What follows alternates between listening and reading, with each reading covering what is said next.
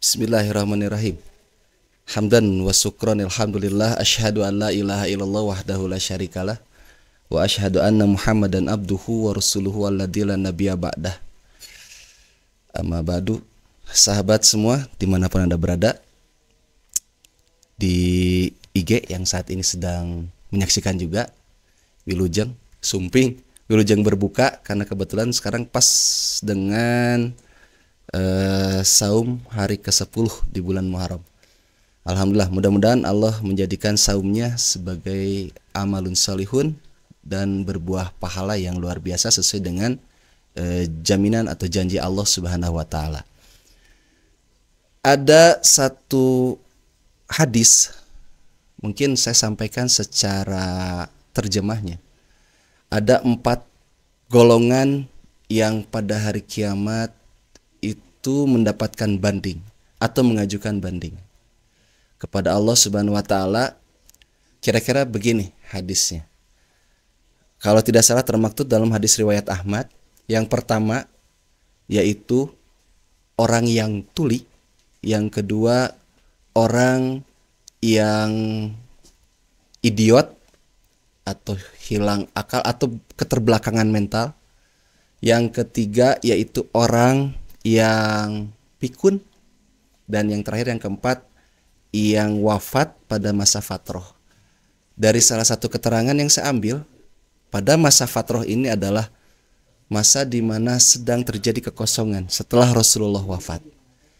Nah, sahabat semua, dari keempat golongan ini mengajukan banding kepada Allah Subhanahu wa taala.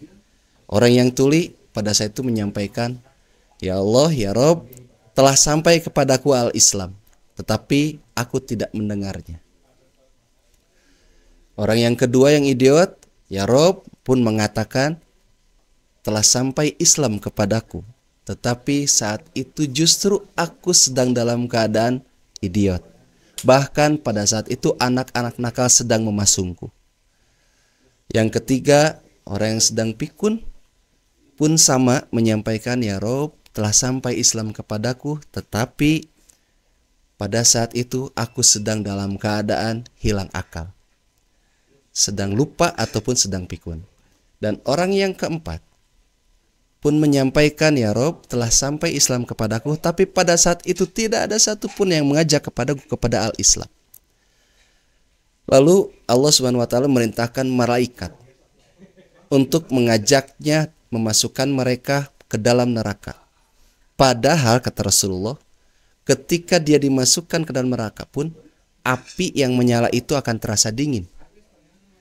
Tetapi 4 golongan ini, 4 orang ini menolak pada Allah Subhanahu wa taala. Artinya, ujian yang Allah berikan pada saat itu, sekalipun mereka menolak, Allah tetap akan menariknya.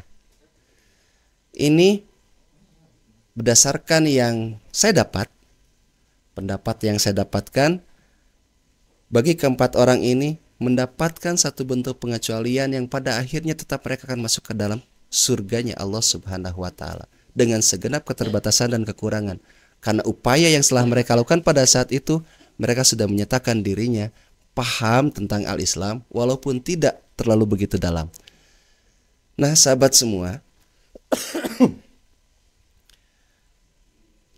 kembali kepada diri kita. Kita yang tidak tuli, kita yang tidak sedang dalam keadaan pikun, kita yang tidak idiot, artinya normal dari kesemua golongan yang tadi. Apa yang akan kita ajukan kepada mereka? Apa yang akan kita ajukan kepada Allah maksudnya? Artinya mereka saja mengeluh kepada Allah, menyatakan naik banding, takut dimasukkan ke dalam neraka karena mereka tahu ada al-Islam. Orang yang keempat tadi yang masa kosongan, tidak ada satupun yang mengajaknya. Kita di zaman ini tidak tuli, tidak idiot, tidak juga sedang dalam keadaan pikun, bahkan kita masih dalam keadaan hidup. Islam sudah menyebar di mana-mana, pengetahuannya tentang mengenal Allah itu sudah luar biasa. Sementara di zaman ini, di era ini, tidak sedikit dari kita semuanya normal, tidak seperti 4 golongan yang tadi, tetapi Justru ketika Islam sudah ada pada diri kita, kita berani meninggalkan al-Islam. Kita berani jauh dari al-Islam. Kita berani terpengaruhi oleh hasutan setan yang terkutuk atau iblis. Lalu bagaimana caranya? Nanti kita meminta kepada Allah untuk menyadarkan diri kita. Seandainya saja kalau ada perintah kepada kita, ada informasi kepada kita bahwa kematian itu akan datang hanya dalam waktu 5 menit saja, apa yang akan kita lakukan? Kebaikan apa yang akan kita berbuat hanya dengan 5 menit tersebut?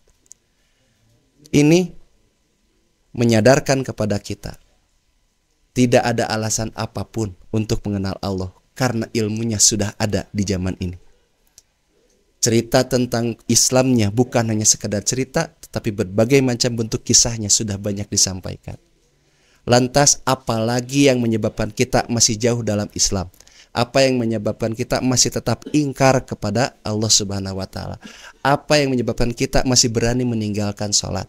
Apa yang menyebabkan kita masih tidak mau berbagi dalam hal berzakat, infak dan sedekah? Maka sahabat semua yang dimuliakan Allah Subhanahu wa taala, tidak ada alasan lagi. Ketika diri ini sudah menyatakan al-Islam dan tahu Islam itu ada, di antara 4 golongan tadi kita tidak termasuk di dalamnya, maka yakini bahwa kita harus dan wajib menyadari bahwa Islam itu sungguh luar biasa.